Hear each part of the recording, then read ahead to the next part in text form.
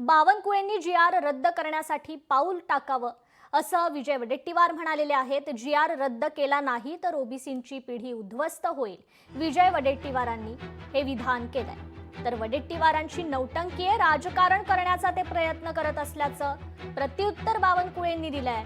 ओबीसींना न्याय मिळण्यासाठी काम सुरू असल्याचं वक्तव्य देखील मंत्री चंद्रशेखर बावनकुळेंनी केलंय।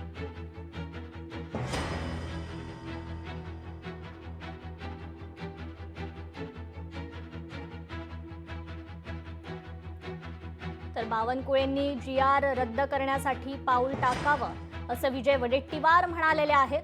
तर त्यावर ओबीसींना न्याय मिळण्यासाठी काम सुरू असल्याचं बावनकुळे म्हणाले।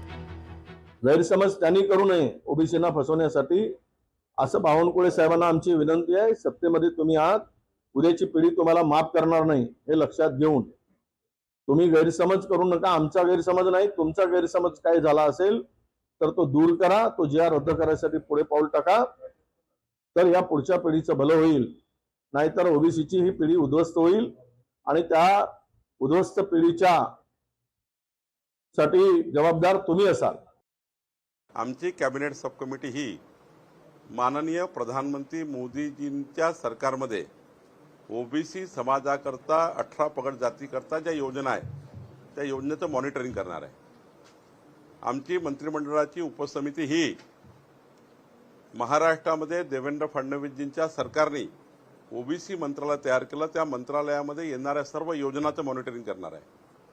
आणि वडेट्टीवारजी, तुम्ही या ठिकाणी मंत्री असताना, ओबीसी मंत्री असताना तुम्ही काय दिवे लावले हे महाराष्ट्राला माहिती आहे। महाज्योतीमध्ये काय काय भ्रष्टाचार झाले हे जनतेला माहिती आहे। त्यामुळं फक्त 15 दिवस झाले, फक्त 15 दिवस मी ओबीसी कॅबिनेट सब कमिटीचा चेअरमन झालो आहे। त्यामुळे जरा धीर धरा।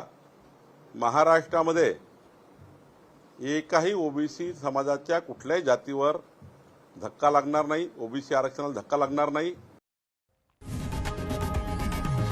लोकशाही मराठी ऐका, पहा, जागरूक रहा।